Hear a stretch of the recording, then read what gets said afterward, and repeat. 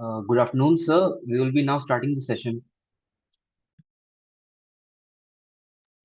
Okay, I'm here. Can you see me?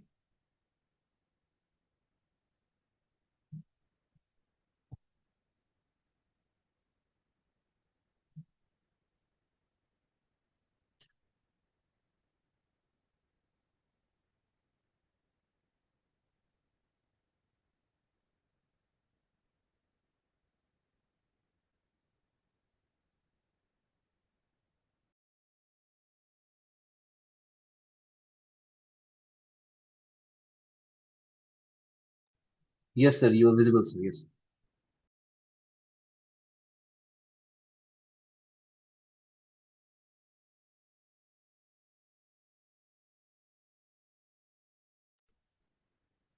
Distinguished chief guests, honorable dignitaries, esteemed alumni, and valued cadets. It is my profound privilege to welcome you to the 45th session of DMT Samvaad. This distinguished gathering serves as a vital bridge connecting the wisdom of our accomplished alumni with the aspirations of our emerging marine engineers. As we commence today's proceedings, I look forward to the meaningful exchanges and valuable insights that will emerge from our collective discussions.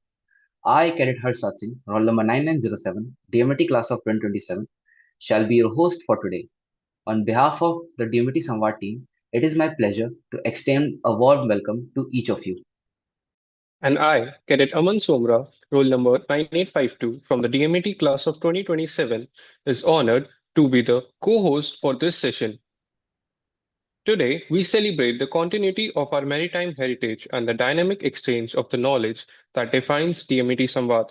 This esteemed form upholds its noble mission of fostering meaningful discourse and strengthening the bonds that unite our maritime engineering fraternity across generations. We are honored by your presence and are looking forward to the enriching dialogue ahead. DMET Samvad represents a leading series of webinars established to foster meaningful connections between our distinguished alumni and current cadets.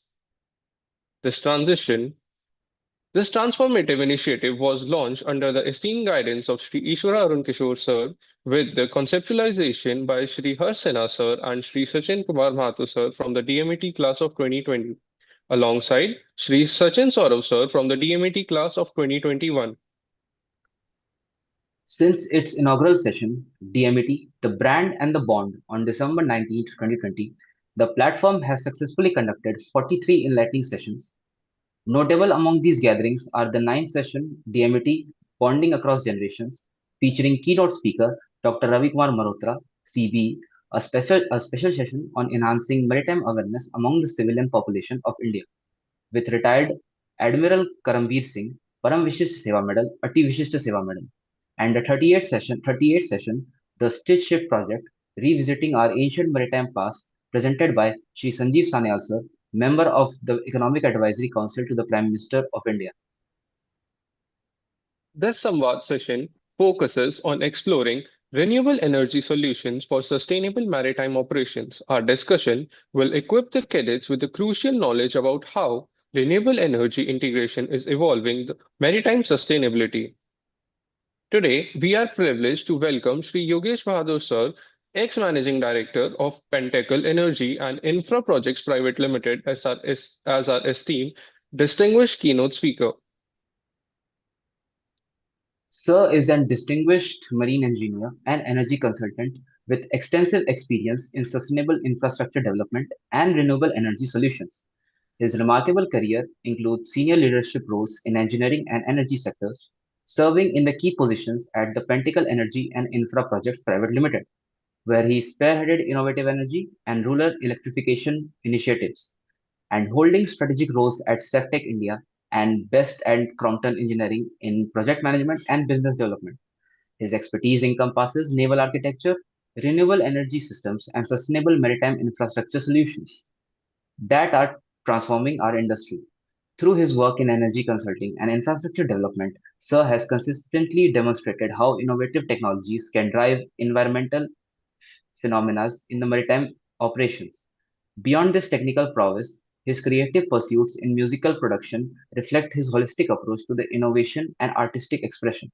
We are honored to have him share his valuable insights on how renewable energy solutions are shaping the future of sustainable maritime operations.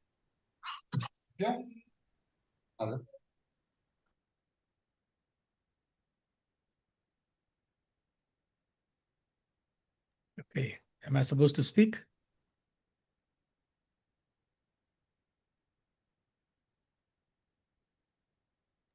Can you hear me? Yes, sir. Can I be So heard? you're Okay. audible. Okay. Just Yes, want to sir. check my microphone. Yeah. Okay. Let Yes, me sir. know when I have to speak. So you can speak, sir. So I think there is some technical issues on her side, sir. Eh, Well, so Pratik is speaking now, or he will speak afterwards. No, I have a small address for all of you. So before you start the session, like I'm supposed to say a few lines. I guess I'm the most unqualified one with a lot of seniors already present here. But for all the juniors watching this, so as we listen to Yogesh Bahadur sir, we are reminded that true leadership is true art of blending vision with action. His career teaches us that sustainability is not merely a policy directive, but a personal commitment to innovate, to take responsibility for our environment, and to leave a better world for future generations. I guess a lot of people already know that he is also a very qualified musician. And again, we can learn a lot from Yogesh sir to embrace challenges with curiosity, approach problems with creativity, and never lose sight of the larger purpose behind your work.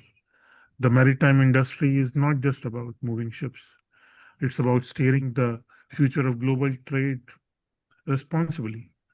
So take inspiration from Sir's journey, strive for technical excellence, seek global exposure, and balance professional ambitions with passion for life. That is how you will become not just successful engineers, but the leaders who make a difference. And I'm very honored to have to join the session today. And I wish all the cadets and all the best for the session. And thank you, Yogesh sir, for joining and enlightening the cadet with your journey. Thank you, Pratik. Uh, Firstly, it's I'm so happy. It makes me really proud that I'm coming from DMET when I see people like Pratik and so many others of you.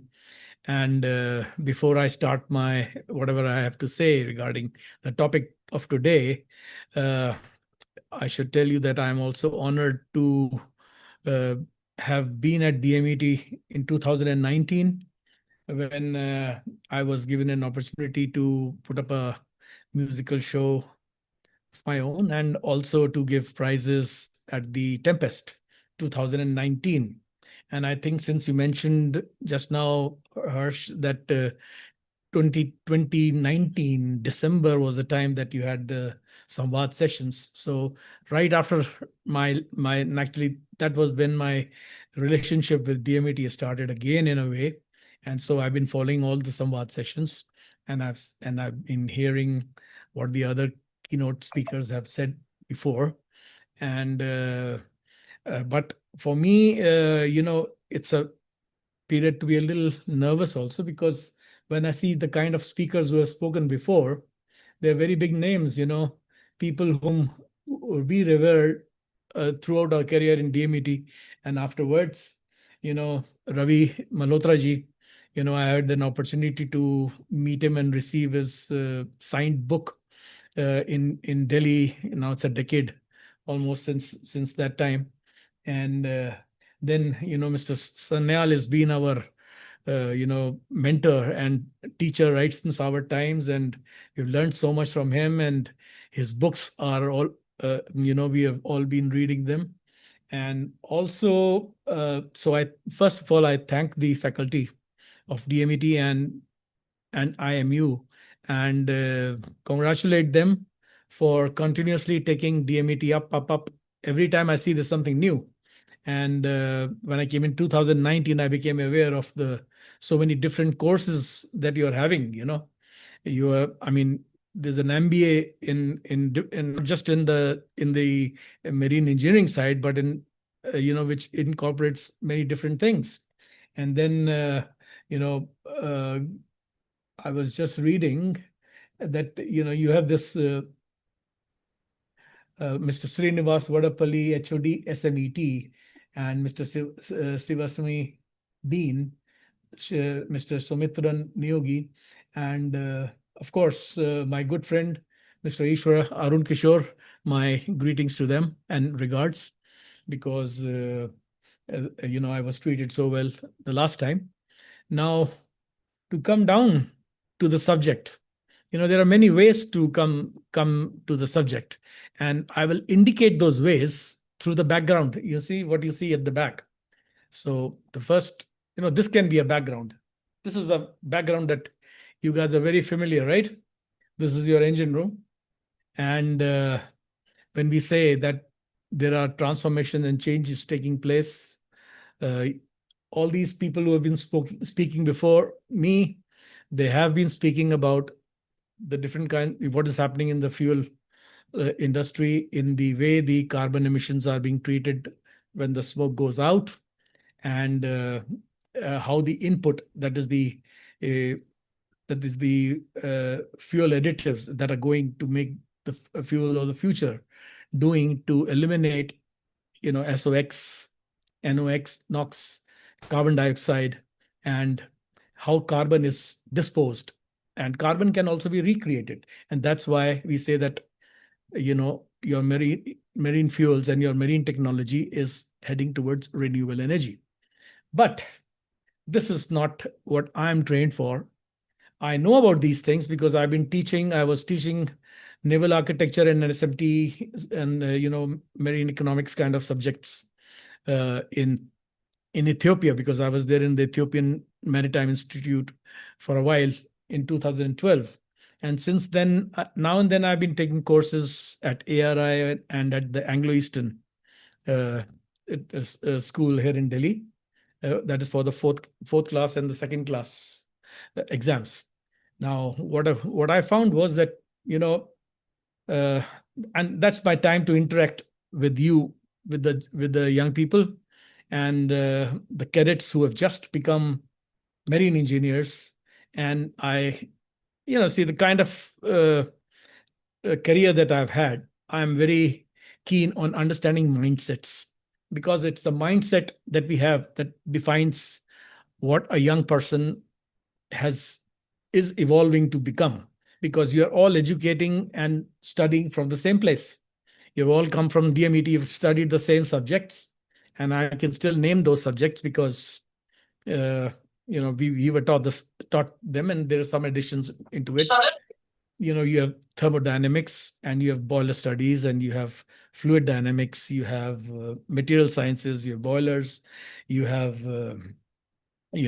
fire protection, safety, SOLAS, all the safety standards that and the rules and regulations that are now governing the international maritime trade. So you are getting aware of these things, and I'm sure that as you go along, you will get those things are transforming just as fast as you people are learning, and that's how fast these technologies are growing. So if you can't keep up with everything, and I cannot address each and every solution that is coming here, but I can share my own career graph and how I got into these things. Because you see, today you have dreams, and like I said, this big marine engine on a big ship with all its new things happening, the new technology, the control rooms, the kind of even our artificial intelligence that is creeping into the technology, the control systems. Nowadays, you don't even get to see the control systems. When you go on a ship, for example, all those hydraulic valves and pipes that are connecting each other, they are all hidden. And often you're likely to be told, "Yaar, usko kholna mat," because because you might spoil something. But we are from the times when all the pipes were right in front of us. They were visible. And my own interest in technology started with my ships. I did not stay very long on the ships, I think it's just about 6 or 7 years. And then I went to the US, to the University of Michigan. So whatever I learned, you know, there was one good thing I did, and that is I studied the ship's manuals. तो मैंने जितने भी diagrams बनाए, they were not for the exam. I think I was kind of a black sea girl. I never studied for the exam. Instead, I would make the drawings from the manuals, which are very detailed, especially whenever there's a pneumatic system, a electro-hydraulic system. I wanted to see how this thing goes. And so when I did enter the field of power, energy, that is in the power plants, in the power projects, and both initially the thermal cogeneration gas-based plants in USA, because that was my diversification. But before that, I was a very young estimator and planner in a shipyard. And that job itself consisted of activities controlling each and every department that went in the shipyard, and also developing the standards for costing of the ships and labor time, like if somebody is welding, how long it takes to weld. So we had to sit there and then see how long it taking. And that's the way we develop standards, thumb rules. When we become engineers, everything is not a calculation, because you can calculate and say that something is, but when we become engineers, a lot of things happens in instincts. So in my case, from the career graph I had, by the virtue of me starting in the shipyard as a marine engineer, because my first job was to draw pipelines, and, calculate how the pressure drops happen when they, and, because we were building Navy and Coast Guard ships. So the space is even smaller than this engine room. This engine room right behind me, it's like a football field compared to the kind of, ships that I was working on. In Navy ships, the space is very little. And those days we didn't have computers. So when we used to design these pipelines, we had these transparencies, transparent sheets, one on top of the other. And so one guy will come and draw the pipelines, and the other guy draws the HVAC, the ducts going, and then we had to see that the pipeline is not going through that. And then someone else comes and puts the machinery, the pumps, and then there is armament, and there's so many damn things up there, And so also the materials differ in these things. In the ships that go for the Navy, you don't find the same kind of materials that you have on the ships. So we got used to seeing some very expensive materials which cost like gold. And because the ships were going to be built for a nuclear warfare. So what I'm coming to is that those were days when the Cold War was ending. Now, when I say transformation, it means that as my career was transforming from this to this to this, the world was transforming too. How the global situations affect our careers and the trade that we are in. And there is no trade like maritime operations that transforms. The transformation is very rapid as the global situations change. And nowadays, you are all familiar with the global situations. You are seeing what's happening in different countries. So, to come back to where I was, so when the Cold War ended, that means Russia and the US had become friends. So they stopped all the funding to the shipyards. And when they stopped the funding, my shipyard started laying off everyone. In fact, a year after I left the shipyard was closed. So from a big Navy building shipyard, it closed down and went back to building yachts.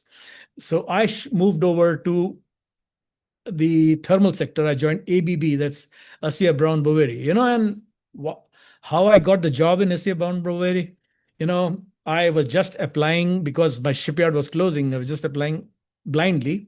And I had just written somewhere that I worked on a ship's turbocharger. And why I worked on the ship's turbocharger is a very interesting story.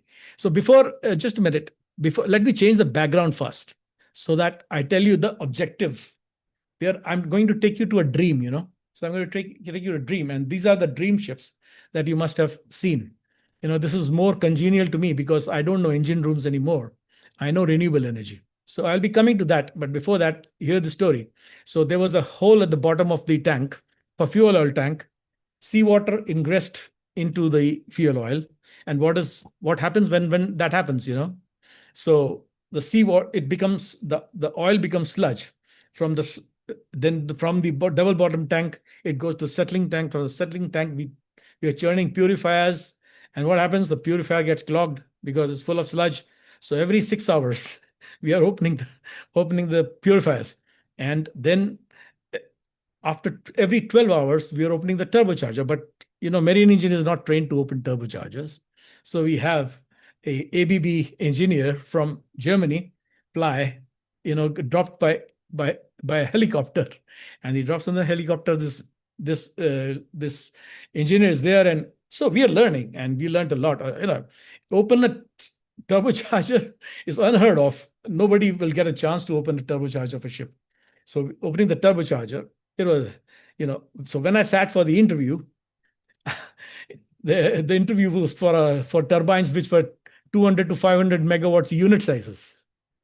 You know how big that is. That's as big as a done ship, So when I heard what they were doing, just like you people explained, this is what we do in DMET. Now, if a guy coming from a cargo ship and sell 400 megawatt turbine, and you see the damn thing rotating at 2,000 to 4,000 RPM, you have to learn very fast.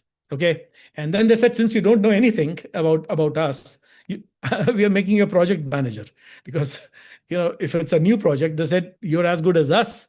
Those were the first gas turbines they were building in USA, ABB at that point in time. Those were 80 megawatt gas turbines, and you can go and see if anybody is living in the US. When you're going past Richmond, it's right on the Highway 95, and you can see those power plants. So those turbines. Now, when we do what does a project manager do? We are not doing any engineering. We are just seeing that the material, whatever is supposed to come for these turbines, because ABB sits in Germany and we are in US. So all the logistics, so how these things are shipped, and then they come to our facility. Then we have ordered a lot of auxiliaries from other people. We have to oversee that, how those auxiliaries are being built, and these auxiliaries are coming in modules.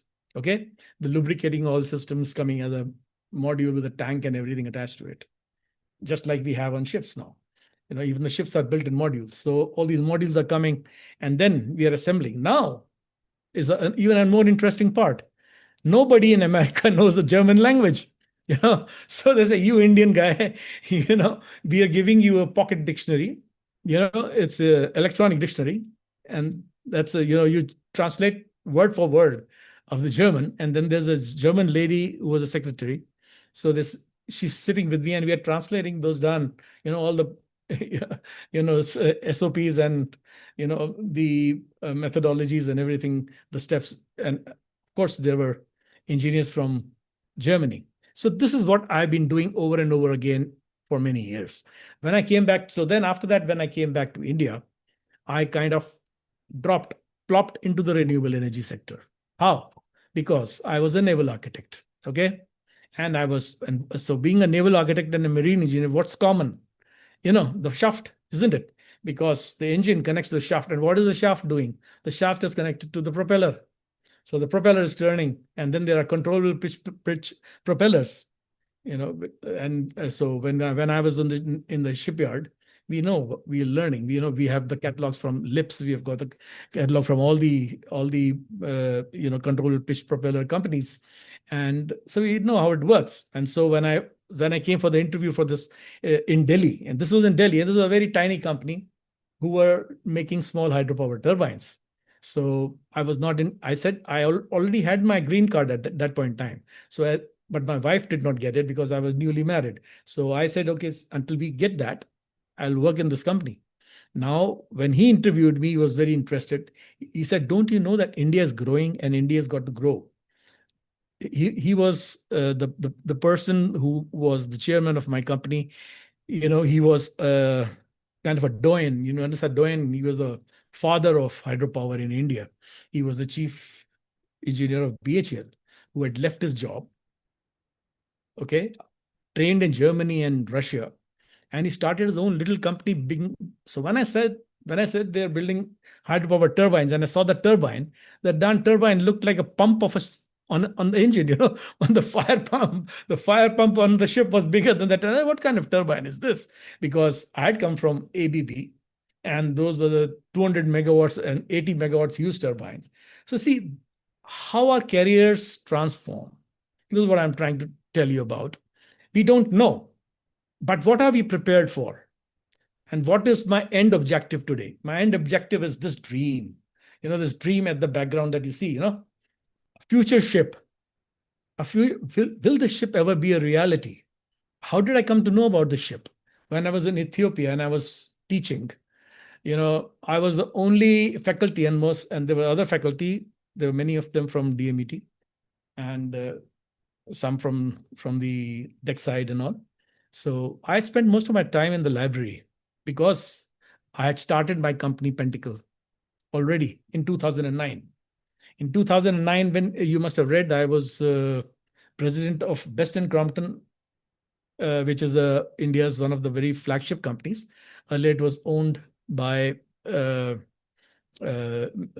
Chabria, and whom he's now hanging in England somewhere. And that company was a leader in power transmission lines. So when I was with that company, had a good salary and a good package. So I said, from here on, I'm going to work for myself. And the people that I was working with were really big people, and I was rubbing shoulders with like presidents of companies like Godrej and big companies. So when we start working, when we start growing, we start rubbing shoulders with people with great knowledge and great experience. And as they say, politician को कभी सीखने की जरूरत पड़ती है? नहीं पड़ती ना, भाई उसको कुर्सी सिखा देती है, हम कहते हैं ना. So we said, जैसे फाइल हमारे सामने आ जाती है, हम सीख जाते हैं. क्यों सीख जाते हैं? क्योंकि इन लोगों ने ऑब्जर्व किया है ना. भाई आप पॉलिटिशियन ऐसे थोड़ी बन जाते हो. These are the people who observe छोटी छोटी बातें. And that's, see, when I wish that some of my batchmates are here hanging around looking into this, because I've sent them the link, because they used to call me a losty when I was in DMET, and for a good reason, that when you're dreaming, and even today I'm not only dreaming, I'm making you dream. I'm saying you dream a ship that is at my back, because I'm going to take you to that dream. So and that's how I was doing music. I was not a musician when I came into DMET, honest to God, and there were other people who were better musicians than me, and I learned from them. Okay. So that's how I came into music. And through music also, I came through the technology. How? Because when I was the president of Best and Crompton in Chennai, I happened to just bang into, you get the confidence. I said, I'm going straight to Mr. A.R. Rahman, and I banged into the studio. And I said, I want to work with you. So I started completing my albums over there, and learned music. I spent rather 1 year on my own expense. You see, when we have a company, we are expending everything on our own. अपना खर्चा चल रहा है, अपना metre चल रहा है. So, but I'm investing in learning and not in getting anything out, because if I go and ask Mr. Rahman, mere koi gana dilwa do, then I become a small man. All right. So when other people know, even big people, when they know that this guy is learning and he wants to grow and he has the potential, they will take you. Okay. So this is what I'm telling all of you. The reason being, let's come to the topic of today, because I don't want to lose the time in this talk. We'll continue. This talk will come in the middle also. Now, what's your subject today? It's exploring. So when I came here, and Harsh told me that this is a topic, sir, for maritime operations. Then I don't know anything about maritime operations. I only know what I teach the second engineers. From here a little. That's a little bit of SMT. I don't know much. So, but what do I know? I know explore. So I have explored many things in life, and when I've done thermal and I've done hydropower and I've done wind energy and a little bit of solar, a little bit of food processing and water treatment, and what happens? My CV is a whole jumble. No HRM can understand who I am. I myself don't know what I am today. So after that, what do? The only thing you can do is, they say, when people have nothing better to do, they become a consultant. So I started my consulting company, and that's what I am, and that's what I call myself, and that's how my own industry, now not one industry but many industries, know me as a consultant, as a innovator, as a entrepreneur, uh, without money. Okay, because when we start learning, we are also giving to the other people, and as long as we can give. So uh, in the last 2-3 years, now I'll come back to the subject. I've been since 2015, when the first of the meetings of these Sagarmala scheme came in, and I had been very badly hit by Mr. Modi's demonetization. Rather, I was not hit. My clients were hit, because they were all small and medium enterprises coming into the power sector. What I do is I give the idea to a man with money. Let's say tomorrow you have dollars, like Pratik has dollars. That day I went to him. I said, "Look, you are the guy with money. Okay, I will tell you how to make money from renewable energy. I can help you put 1,000 solar rooftops, or maybe if you have a piece of land, we can put up some wind turbine, and you can put up a biomass plant if you're a village, and you can do all those kind of things. Why are marine engineers only thinking of this? So this is my relation to Pratik and how I have come here. So so the subject is, one is the explore, the other is, so I'll start from the reverse. You have maritime operations, sustainable maritime operations. So whatever I've done since I came back to India in 1991 is about sustainability and understanding what sustainability means. Why? Because 1991 to 1993 was a very important time in India. It was the beginning when India said we are going to just hive off, diminish the Navratnas. What are the Navratnas? The PSUs. And how are the PSUs created? Public sector units. What are the public sector units? Like BHEL, Hindustan Aeronautics, Bharat Heavy Electricals. These are all PSUs, and these were the companies which were responsible for building India after independence.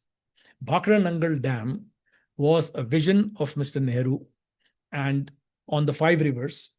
And whatever I'm going to talk, you're going to be able to align it to today. Okay, we are seeing the Indus Water Treaty being talked about, right?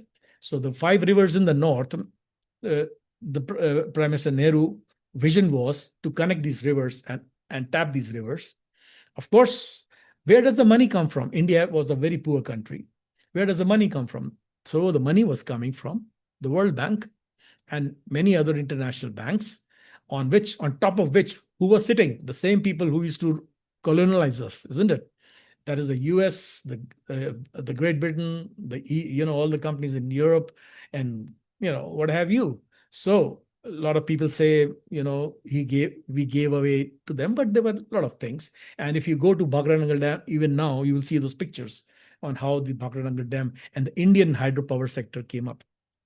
Okay, so since I said that my first job in India was hydropower, it's very important. From small hydropower turbines, we grew big.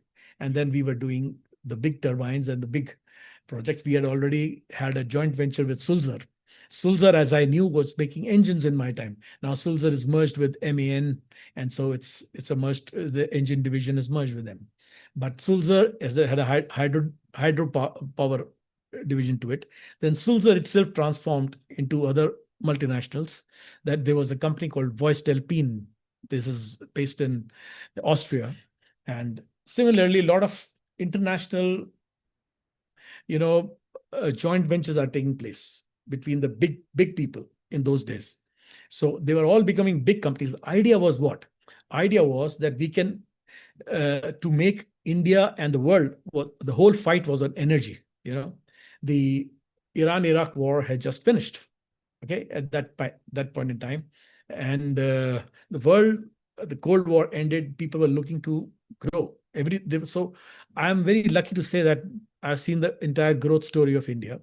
So in that little company, I was also part of many conferences and seminars, and I could speak well at that point as a young man, and not very many people in the, because this was mainly public sector people who come into these fields at that point in time.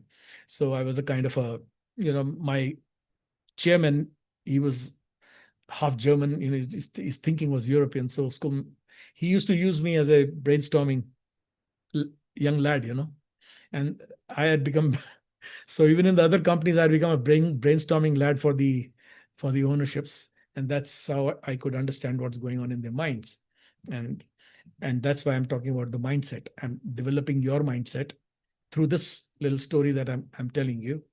Okay, so Baghnanga Dam renovation of that was one of the things that we did, and we did several projects for the National Hydropower Corporation, NHPC. These were the bigger projects, and in that process, we have been through all these meetings that are going on with the water sharing with Pakistan. Like the Sawalkot project, and the Kishan Ganga project, the Baglihar project. These are all stories, where there was a dispute with the locals. See, whenever a big dam-based hydropower station comes, then the people of that village or the villages and towns all around they get upset, and so there are always political things.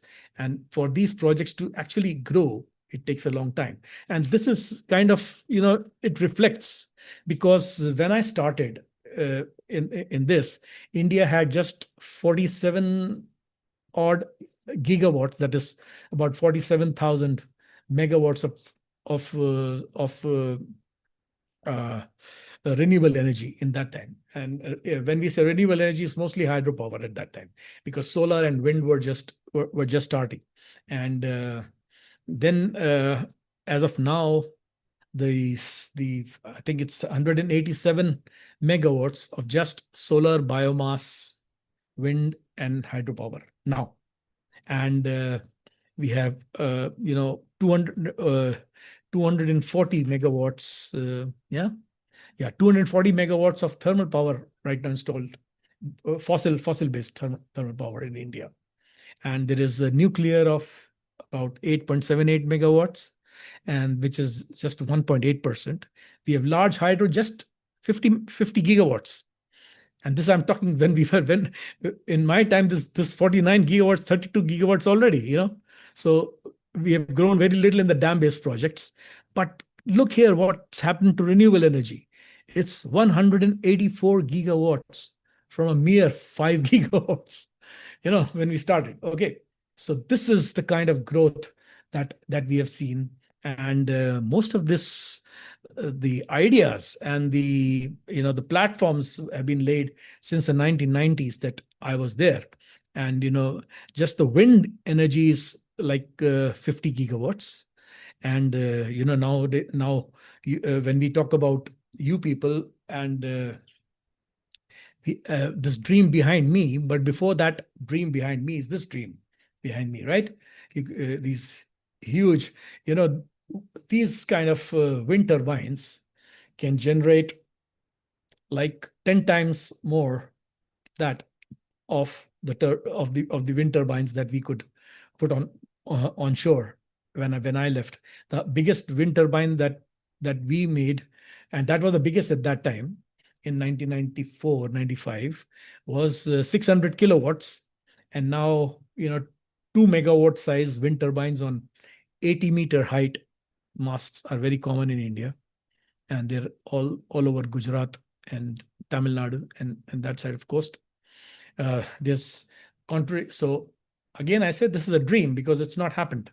Whatever we are talking about pure renewable energy has not yet happened in maritime. And when people are talking about renewable energy in maritime. Even yesterday, the last 2-3 days, I've been speaking to some of the alumni who say that, we are doing renewable energy, but you see, they are talking about the different kinds of fuels that are reducing the carbon emissions. That is also renewable energy. Biofuel is really renewable energy. Why? Okay, I was thinking of first explaining sustainability, but I first explained to you the renewable energy. So renewable energy is what my company logo was, a pentacle, 5-pointed star. What's a 5-pointed star? 5-pointed star is an indication of the four, जैसे हम 5 तत्व कहते हैं ना हिंदी में, the 4 elements of nature: earth, wind, water, and fire.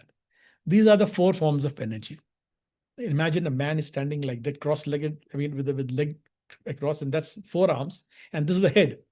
So the brain controls these arms. So the human mind, when it is in harmony with nature, we say it's in harmony with earth, wind, water, and fire, then the world is perfect.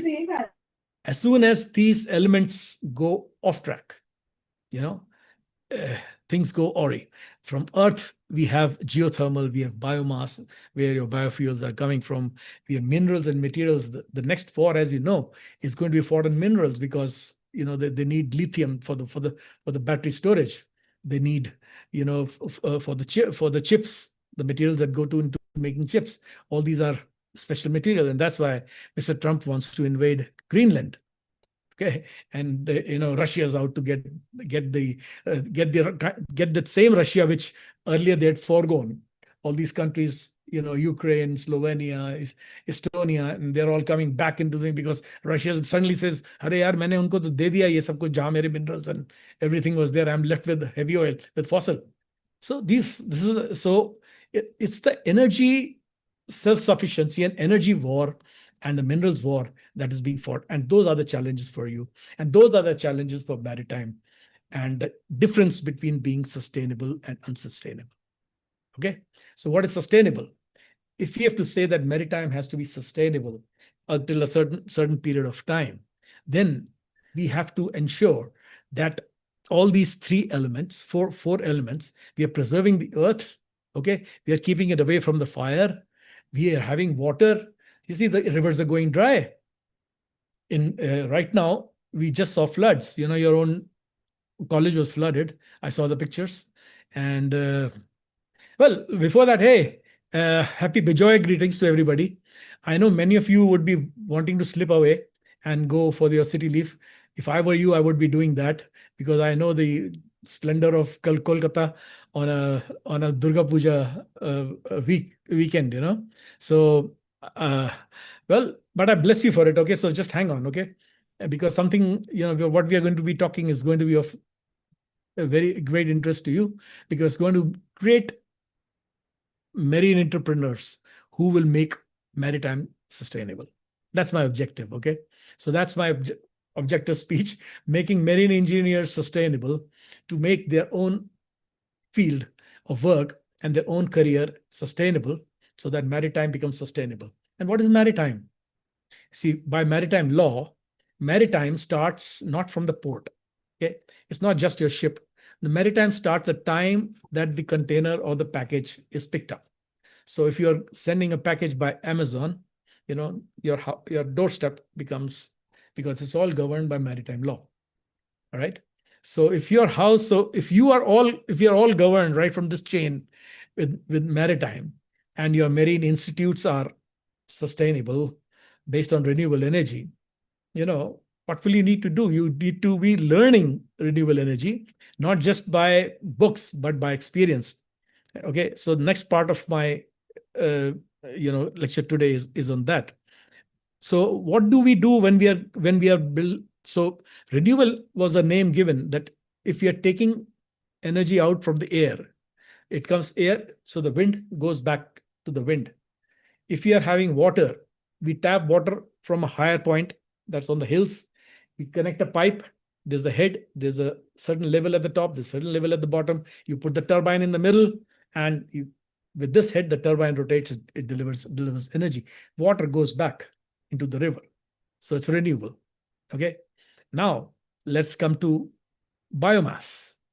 Biomass is things that grow, and we are picking, the easiest form of biomass is brick kilns, that you see all along the roads when you travel across.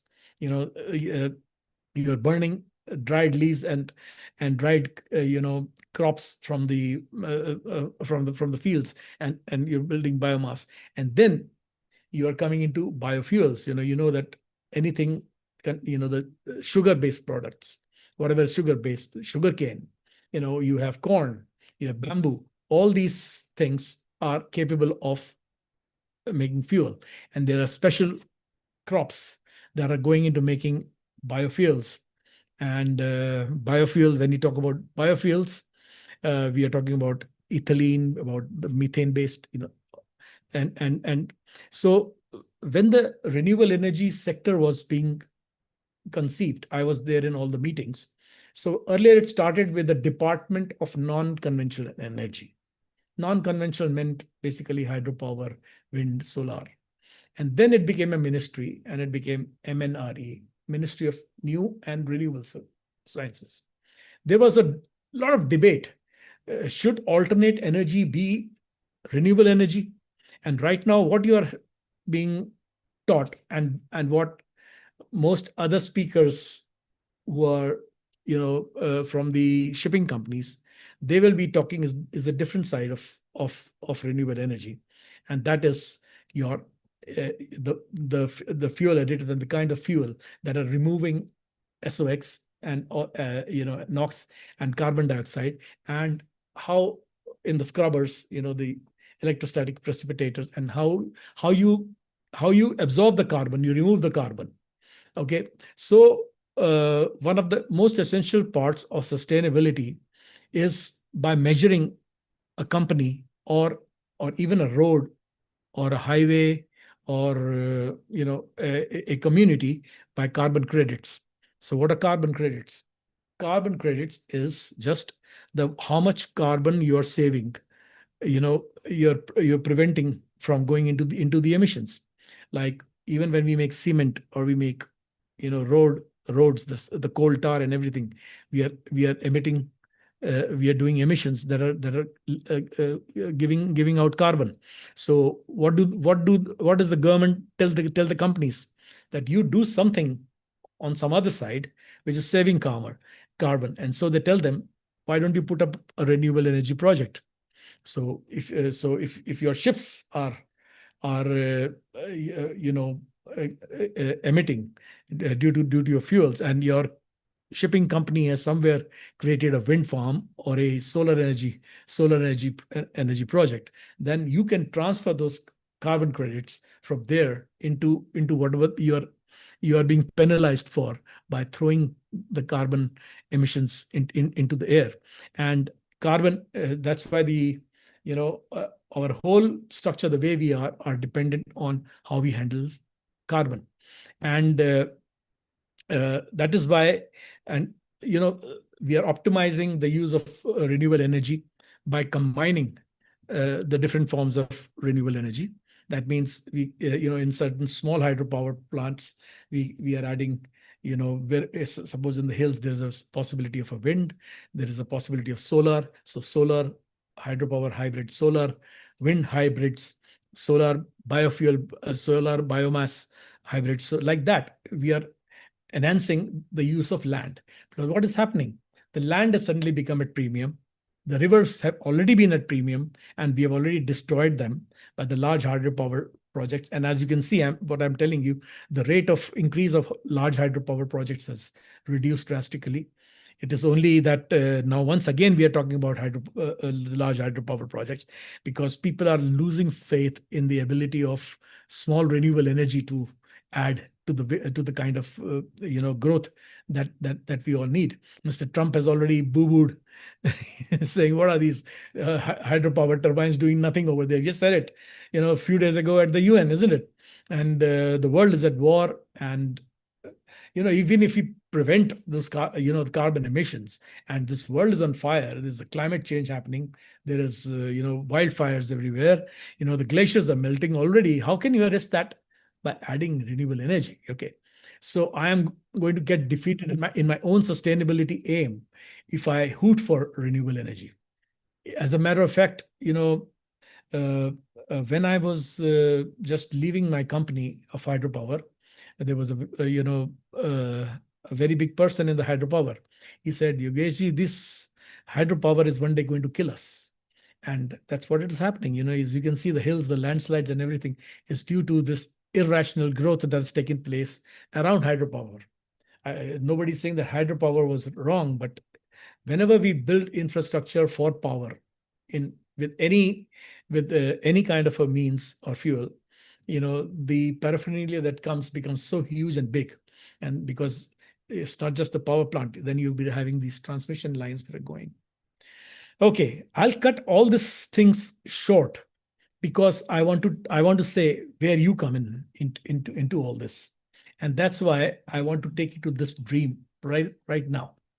Now, if you see, and this is what I'm trying to get at is that how good you have to be at whatever you're studying right now.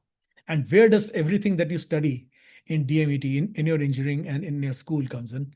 And how did I utilize that? Because you see, as you can see, I've not been educated more than I was in DMET. I've just done 1 year of naval architecture. I've done no the education as such. But it's a lot of self-learning and how you adapt your mind. The same things which don't make any meaning. Like I started with, I talked about the hydraulic system, which you cannot see. That same hydraulic system is being used all over this ship behind me. Okay. It is to pivot these things. Then it is built into the sensors of the wind. The same kind of technology which is building our propellers and design of ships, the airflow and the water flow, is coming as a science called computational fluid dynamics, CFD, which marries the air flows to the water flows and the water conditions, and in a more advanced way of today, of future, integrates them with artificial intelligence. Okay, so what you people are not going to be experts in any single area of these things. Okay, I am not an expert in any single area. We are all generalists. We are trained as generalists, and generalists are the best people to conceive and to explore and to enlarge. Okay, so that's going to be a role. Now, just let us see with this thing that's behind me. This, I don't know if you can see the pointer. You won't be able to see the pointer here, but there's on the sail is an aerofoil. Okay, that's naval architecture, isn't it? So it rotates. It rotates on a spindle. Okay, which is going down. Now just imagine there are like 10, 15 sails on each side of this hatch. There could be 8, 10, whatever number are there.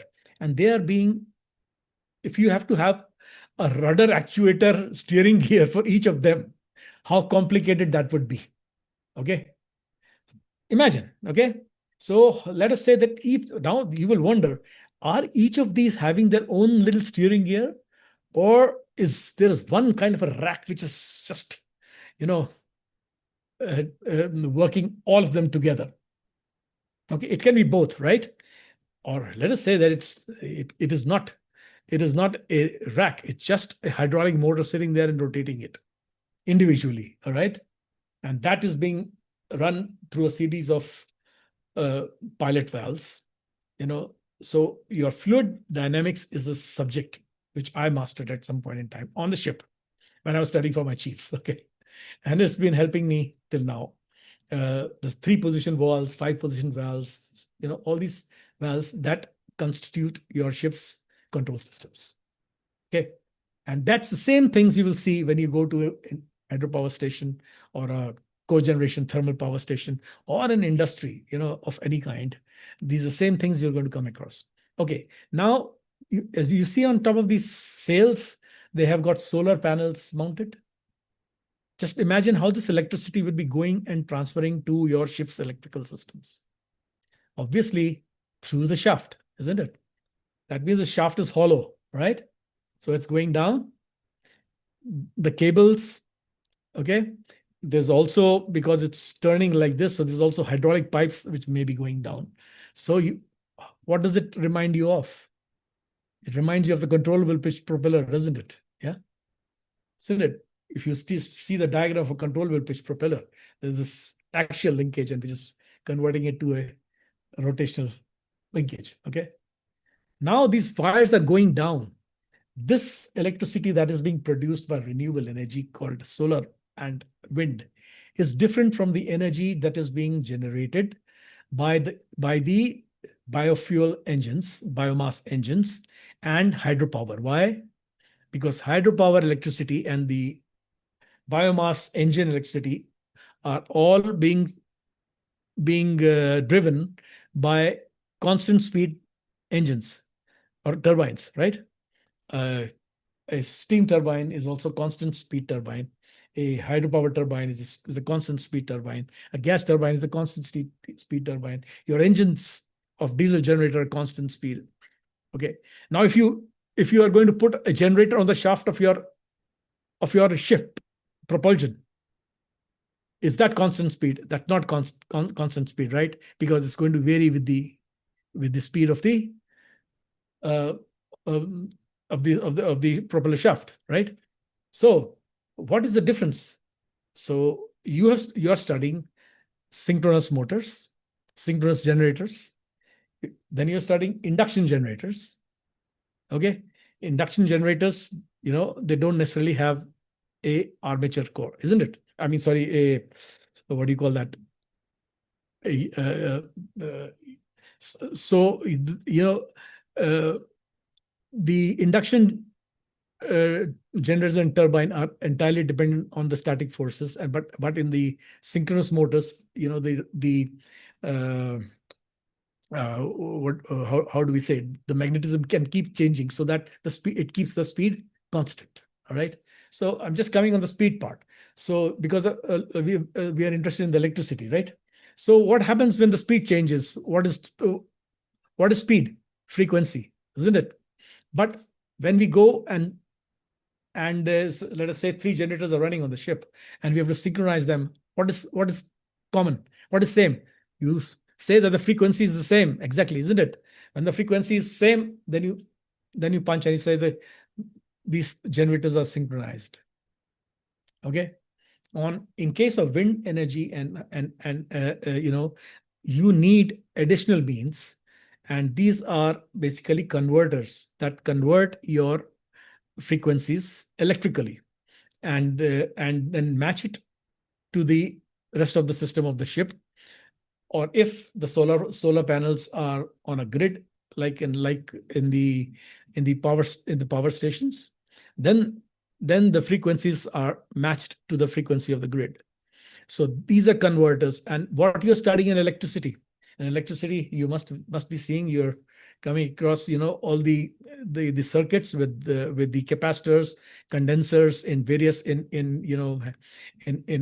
various forms, in the star, delta, and all and everything. So that same electricity that you're learning is enlarging into the design of converters and what we call reactors.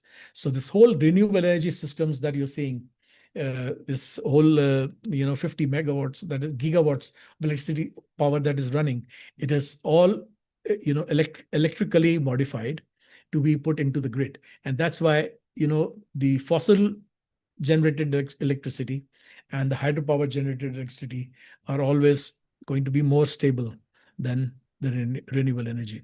So what does that mean? We are getting more and more losses. So this is the logic for the oceanic wind turbines to come in. Okay, in ocean wind turbines, it's very difficult to it's very difficult to install them because you have to go down to the bottom. And my first visit on a turbine was in Germany, and I was wearing a suit, and in a suit we climbed 60 meters high up to the nacelle, the thing that drives where the heart of the machinery in a wind turbine lies, is called a nacelle, NACELLE, and in that you have a generator.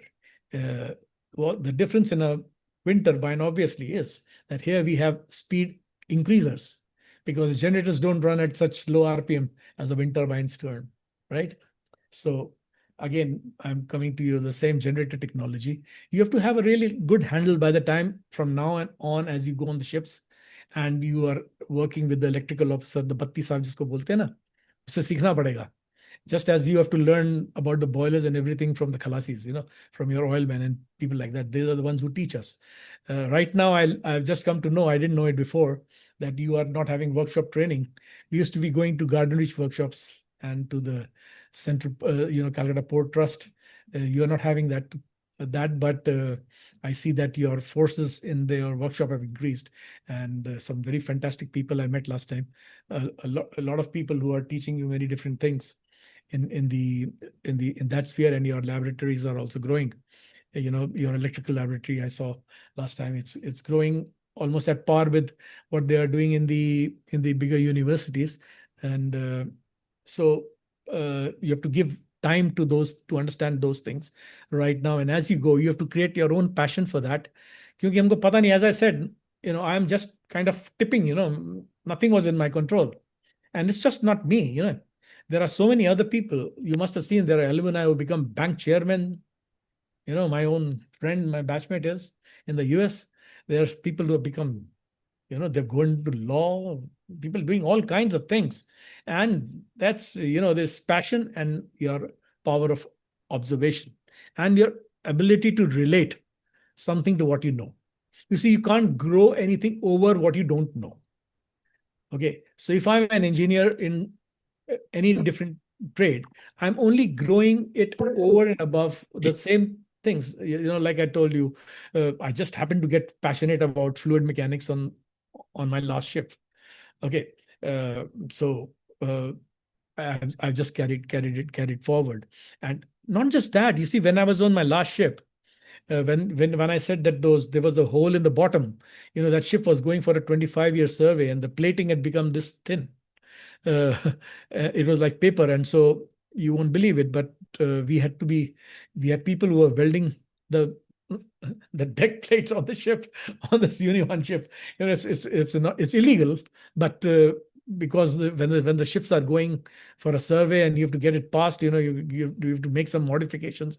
People do it anyhow, and that's what marine engineers are trained for. We have to do things in almost unbelievable situations. Like I said, changing a turbocharger in a rolling ship, it's not that easy. You have breakdowns. You're pulling the pistons up when the ship is rolling, when there is a crack in the cylinder. We've been through all that. I've been through all that in my very short career.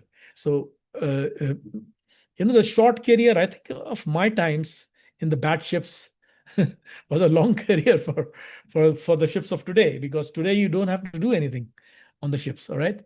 But you will have plenty of time. And so this is what I'm talking about. We have to you have to keep growing from wherever we are, and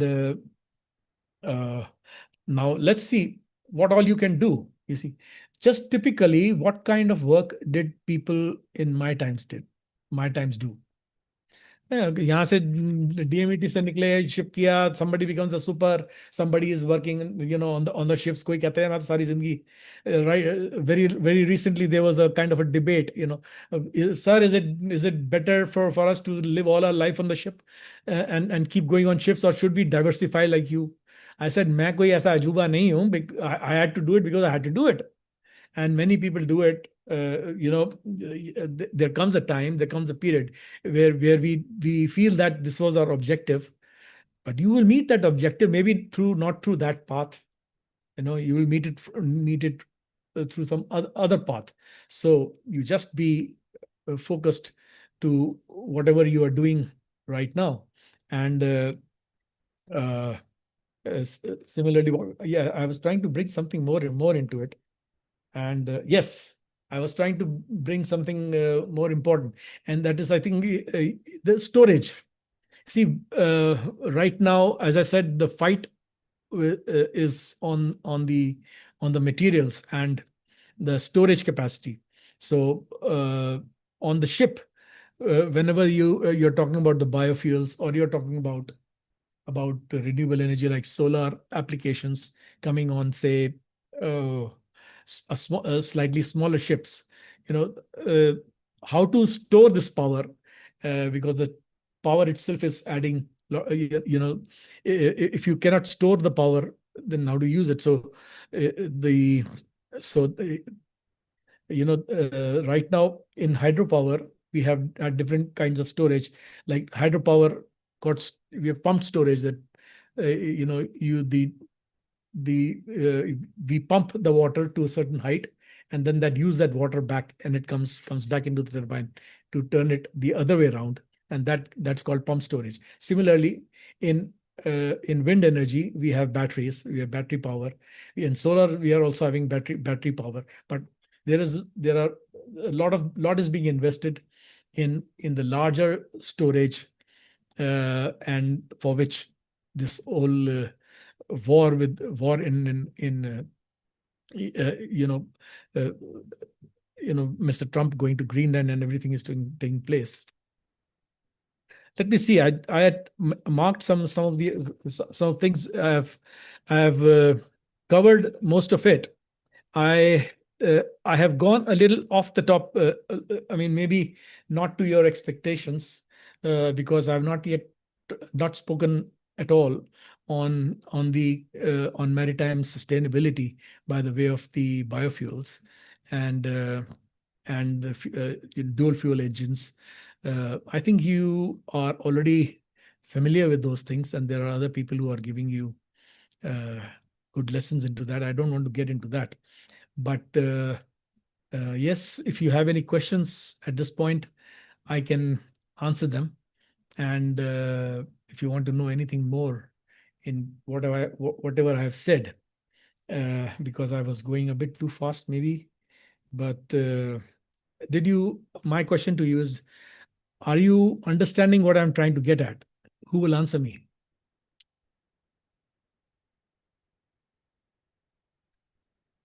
Yes, sir. Yeah, who's going to answer that? Not you, Harsh. I want somebody else to answer it.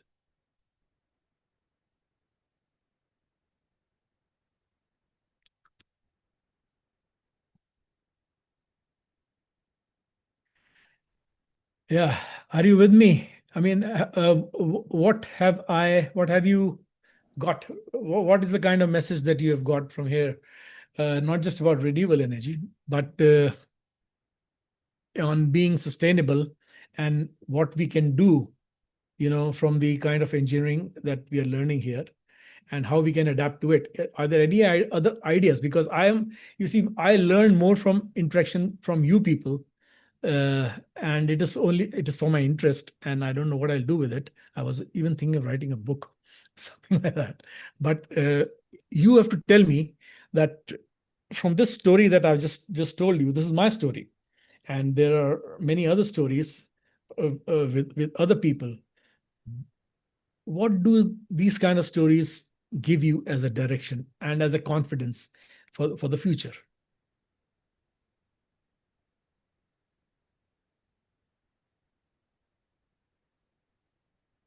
Okay, Harsh, आप ही बोल दो, since you're the spokesman from there. Sir, these kind of stories just make us believe that no step is a wrong step in any kind of way. It's eventually life is about finding your path on which you will further work and feel like you have succeeded.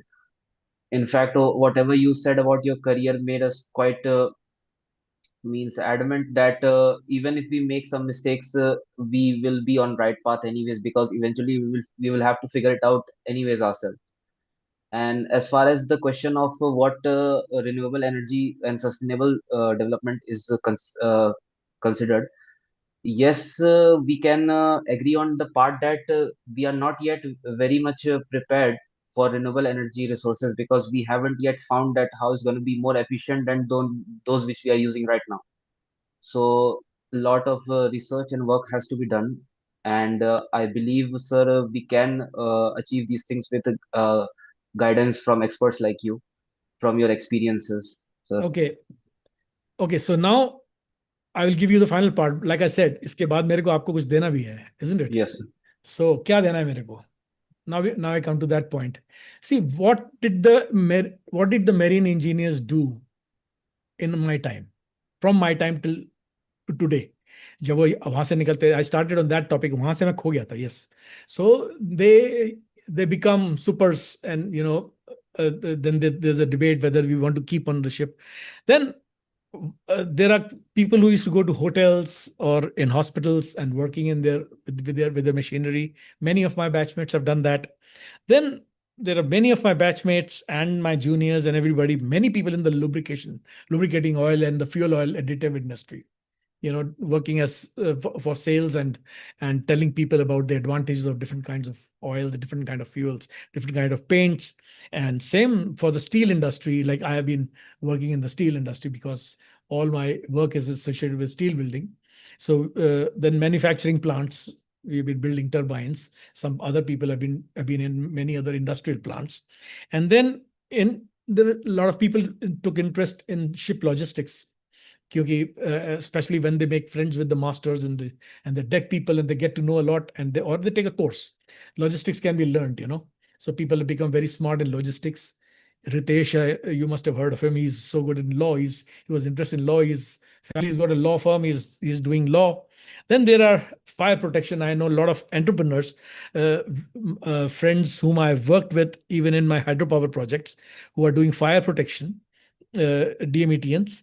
And there's a captain out there who's making buoys and all kinds of steel structures that go into tying of ships and ropes, and dealing with the hauling of ships and tying of the ships, like that. And of course, then there are people who study further and go into other fields.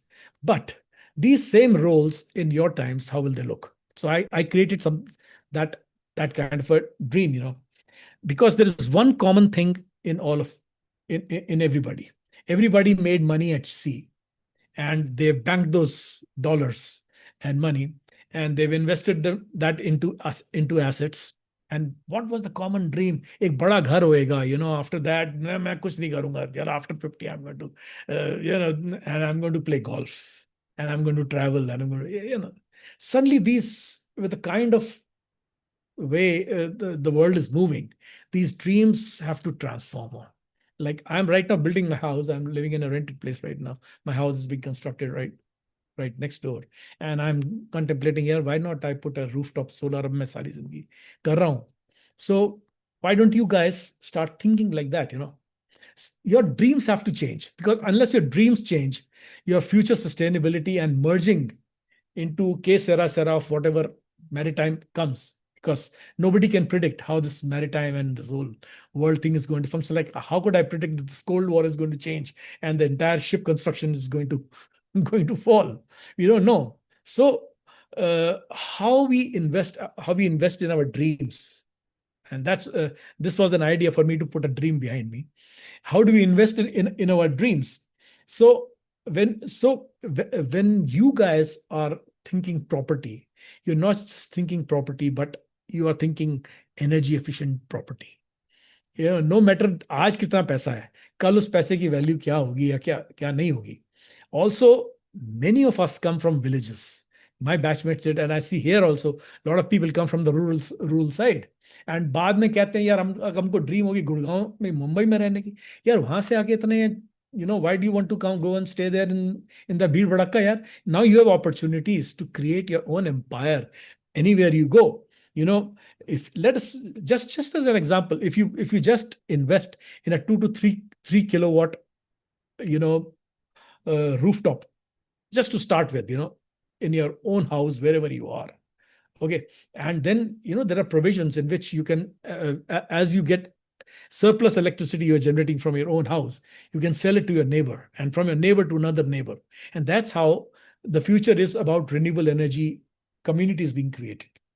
In fact, I came into this and meeting Pratik also because he's building a very luxurious villas in city in Goa. So I said, why don't you make it self-sufficient so that when the marine engineers and all are going to buy it, they say, oh, I have here a renewable energy, a solar village, and there's a opportunity to learn about wave hydro, about about the ocean thermal energy, about all these things.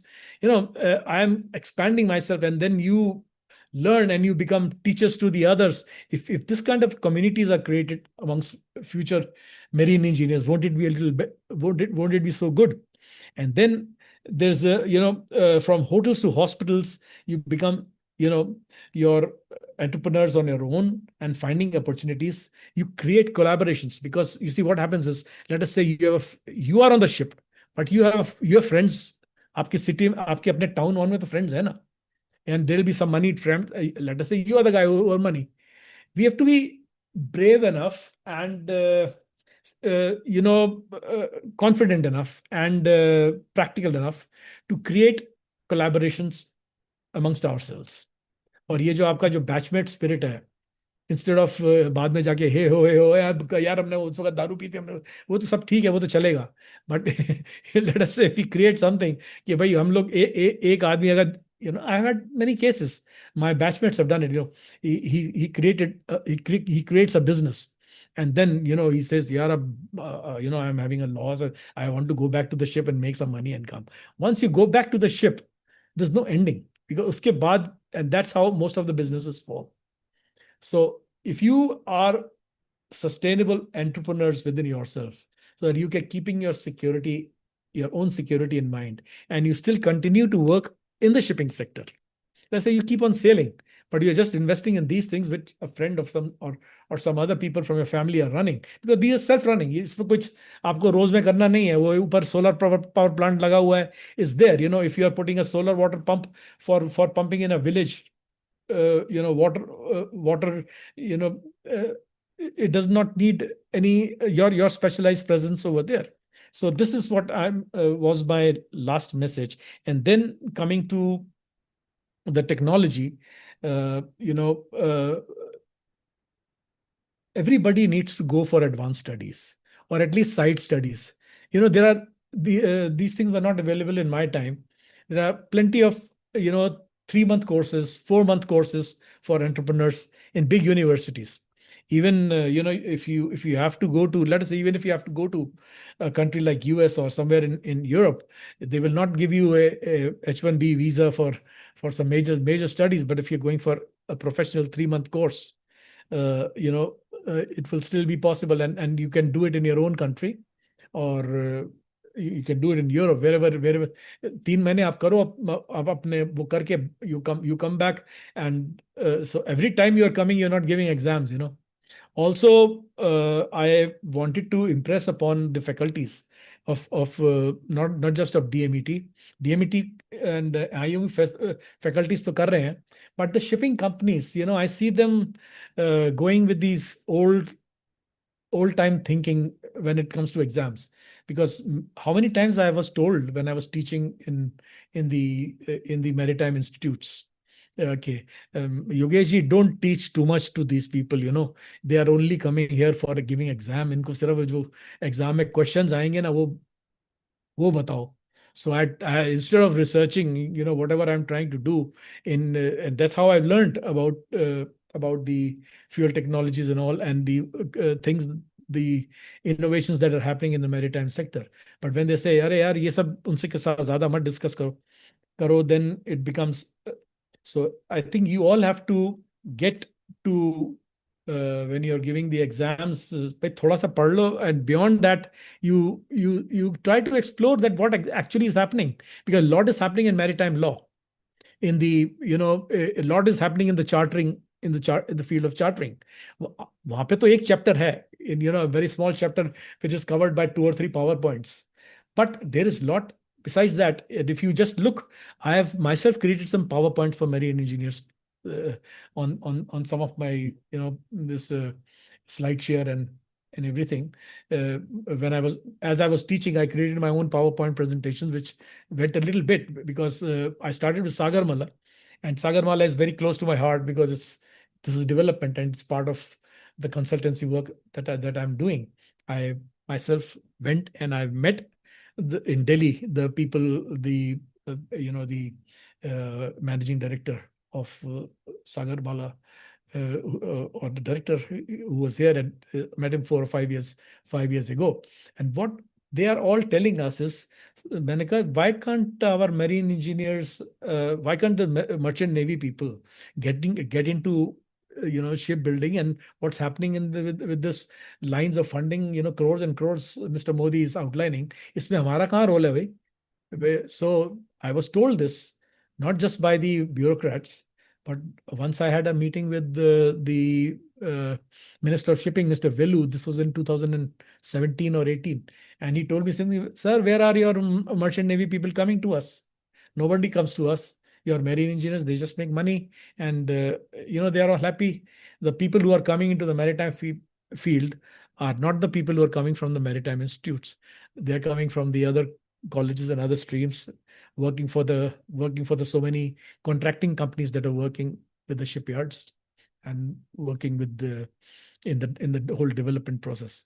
So when you start thinking like this, and you start seeking your kind of work that you want to do on shore, or you want to do in the future, and it's a goal that you create. If it's a goal you create, that I will do wind turbines and explore what is to be going on with oceanic wind energy, or I want to see the development of the biofuel industry, or I want to put up a biomass project of my own, running on fuel on alternate fuels, you can put it.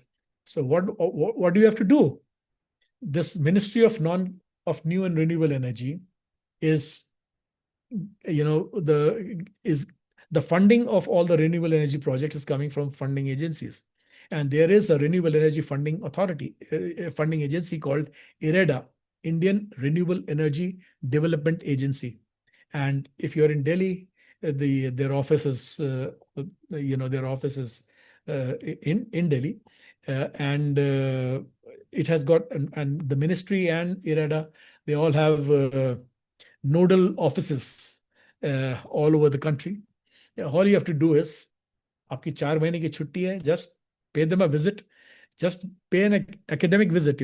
When you say, I'm a man, I'm a marine engineer, I'm going to be a very money, I'm going to bring in US dollars into money into the country.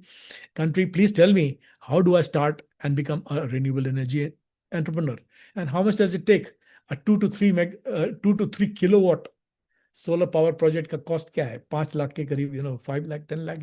You start putting it right from the first time return. You come back and say, Dad, I'm gifting you a solar power project in the house.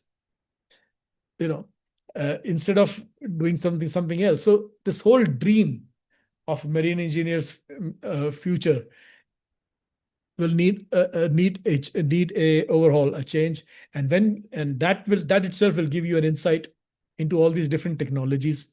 Or then when you go to a bigger company to become a managing director, or general manager of a big company, you already have the basics of these in your head. You know how to convert your own electricity, wo jo tumne college mein books mein padhi thi. Many times I have to go back to the DMET books.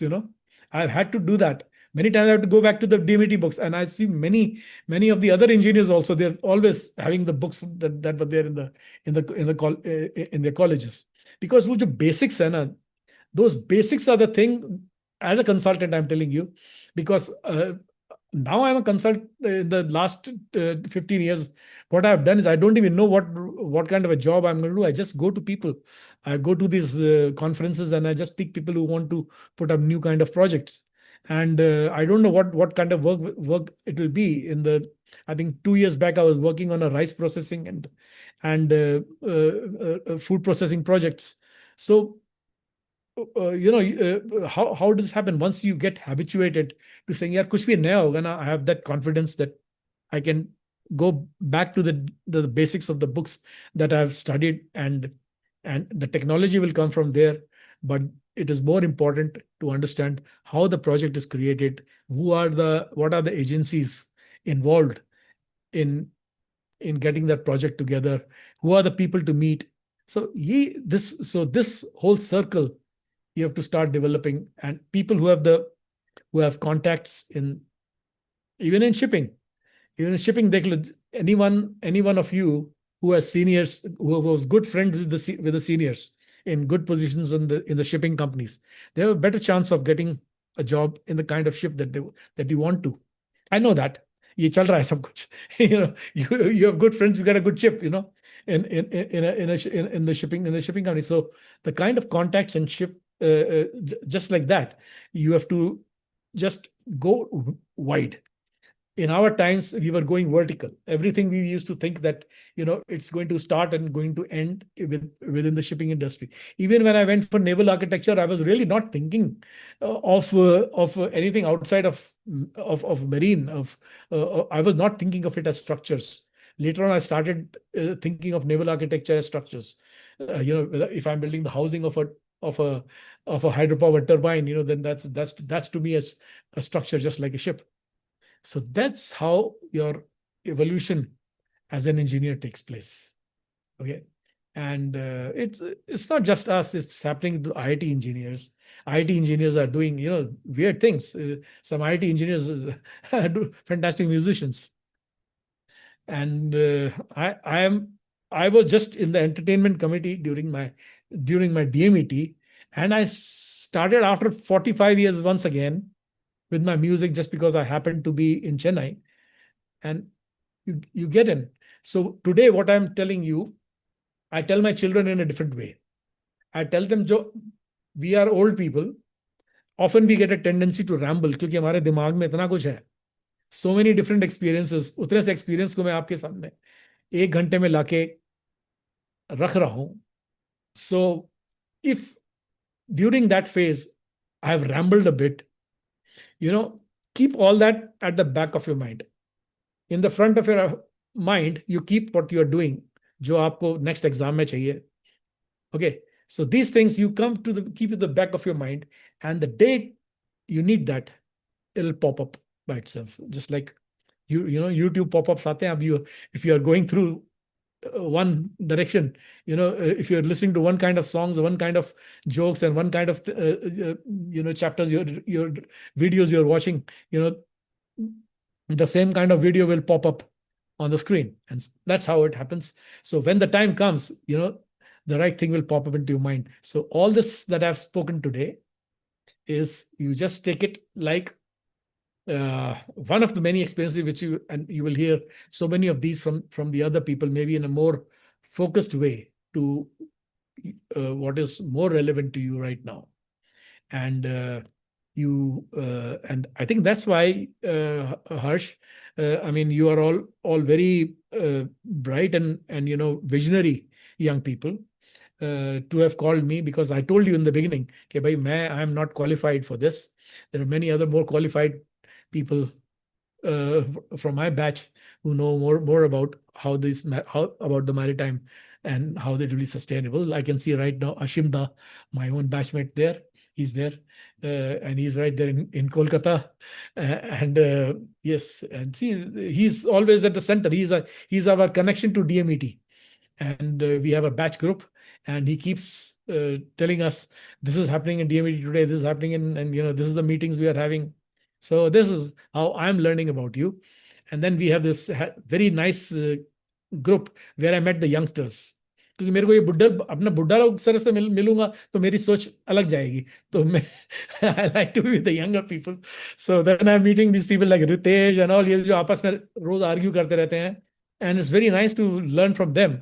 क्योंकि वो, then I come to know, so they throw a chapter from the new fuel technology. अभी उसने MAN का मेरे को भेजा. I was almost, I almost wanted to start from there.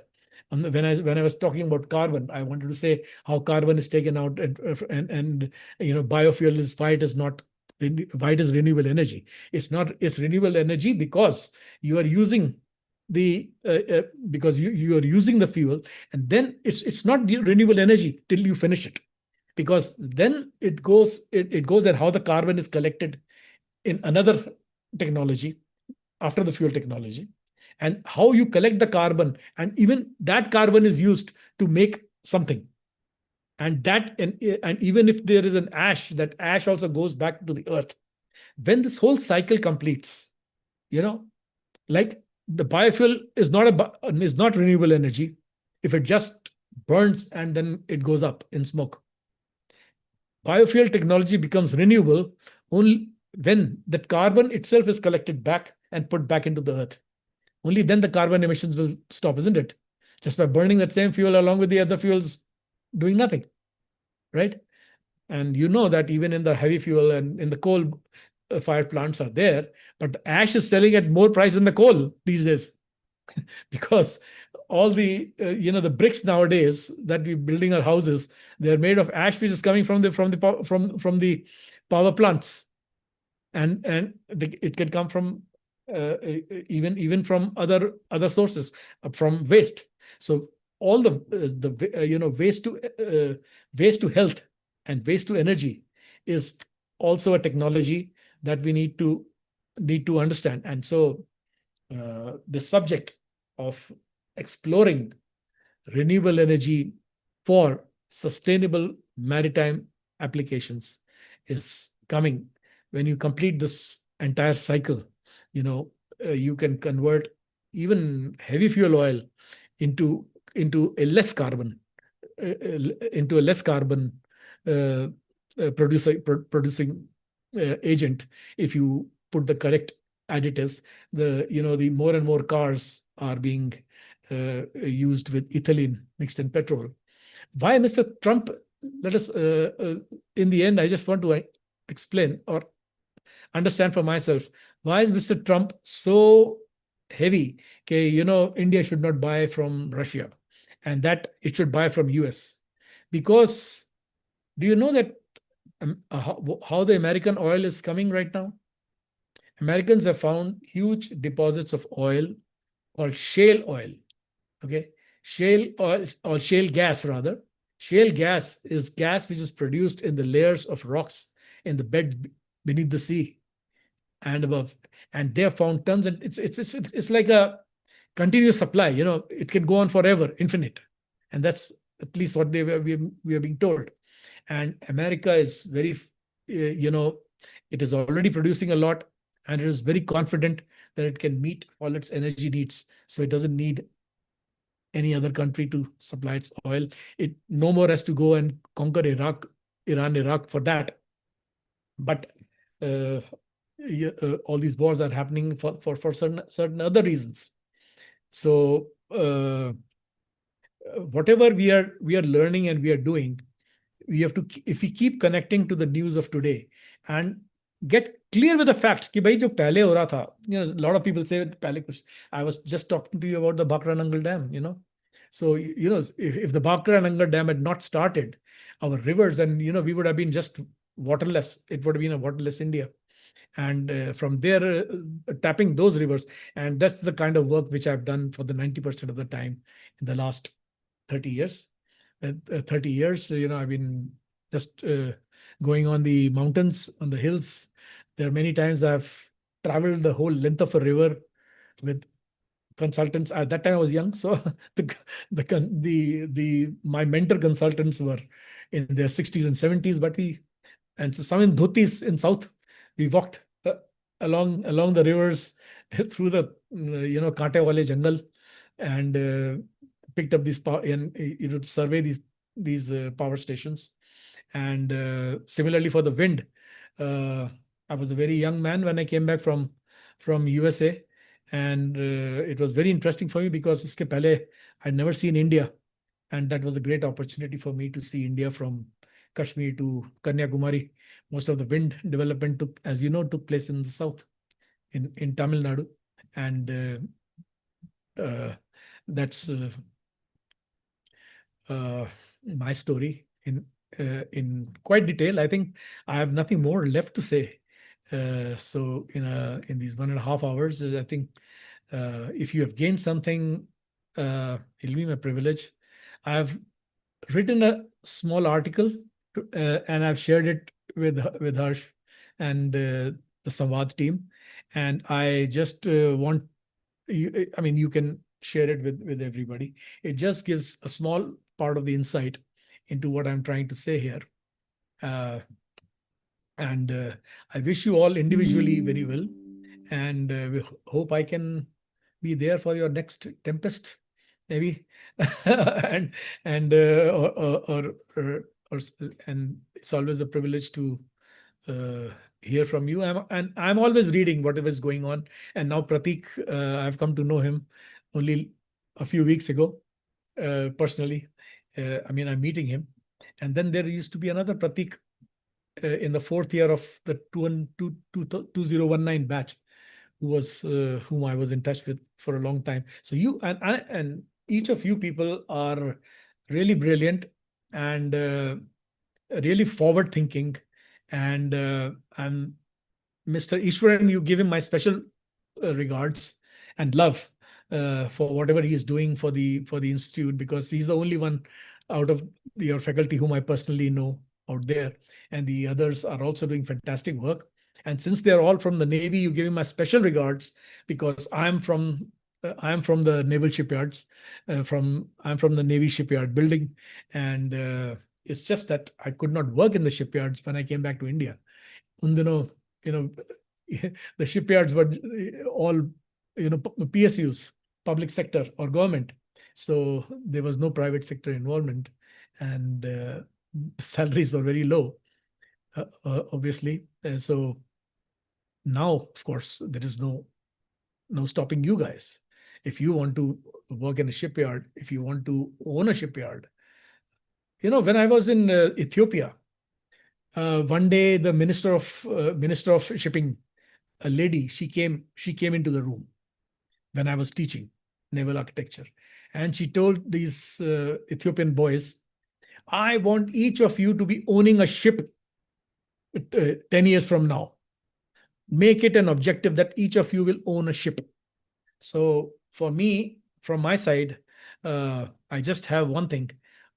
You will all own a small project, a sizable project for your family, and you will run it whether you are present there or not. And I can assure you, you will be able to get whatever is happening in your ship, in your power plant, in your solar plant, in your biogas plant, into your water pumping station, whatever you create on your mobile, you'll get all the data. That's the kind of technology that we are working with now. All right. And good luck to you all, and best wishes. And my prayers are with you, and your prayers can be with me. Budde ho gaye hum log. And but we are all young because we keep this brain working.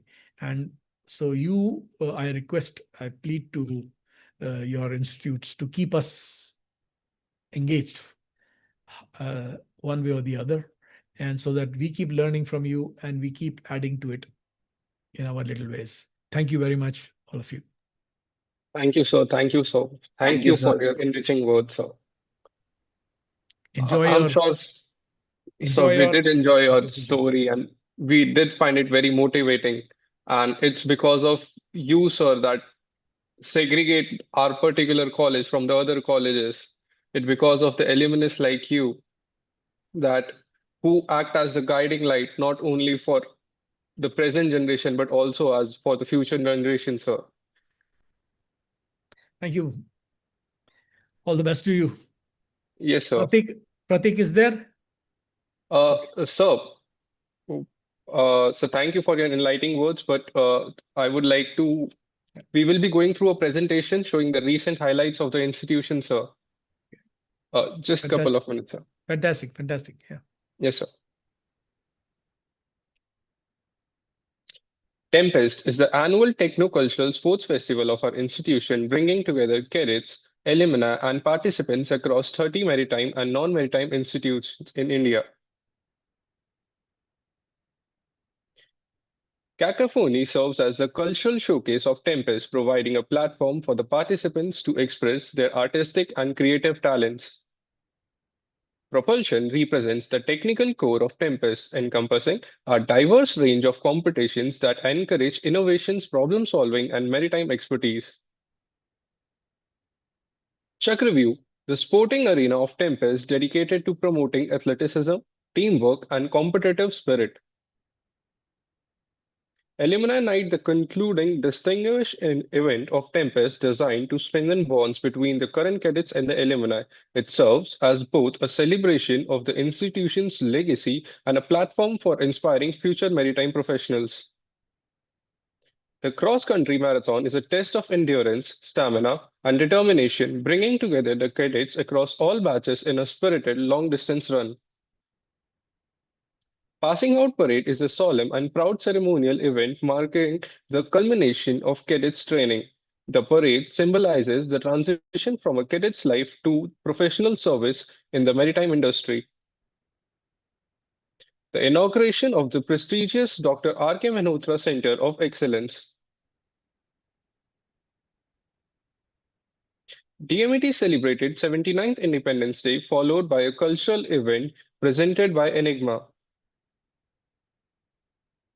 At DMET, Ganesh Chaturthi was celebrated with devotion and joy, bringing together the students, faculty, in rituals, prayers, and festives that foster unity and cultural spirit on campus. DMET observed Hindi Pakhwada, a fortnight of literacy and cultural activities featuring essay writing, poster making, debate, and poetry recitation competitions, encouraging students to showcase their creativity and love for Hindi language. The Satvik Veena concert, presented by Spice McKay, featured Pandit Salil Bhatt on the Satvik Veena with Sri Kaushik Kunwar on tabla. The concert celebrated the richness of Indian classical music and cultural heritage. An AI and ML workshop was conducted by INA in collaboration with IMU, providing students and cadets with insights into artificial intelligence and machine learning technologies.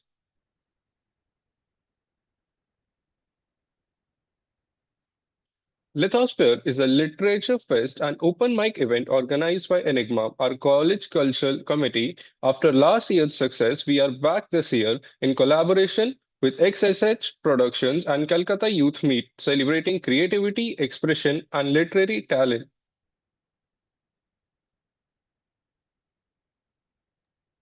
Sir, we had quite engaging questions from all the cadets, but due to the time constraints, we will send you the questions, sir, whose answers Yeah. would be published on DMET Club's website. Yeah, please do that. Please do that. Yes, Please. sir. So before we end today's session, I would like to ask Cadet Pratyush Sharma, roll number 9711, DMET class of 2026 and head of our Cultural Society Enigma to deliver the vote of thanks.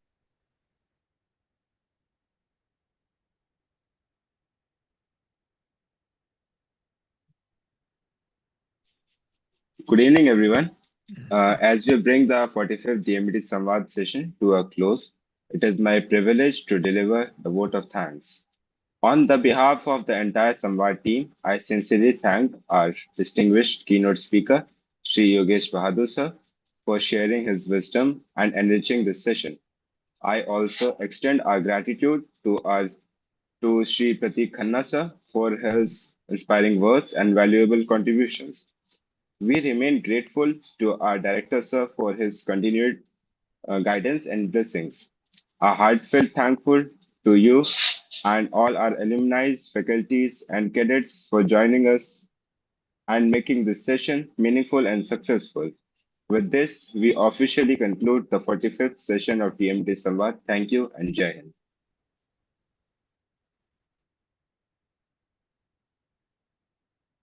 Thank you.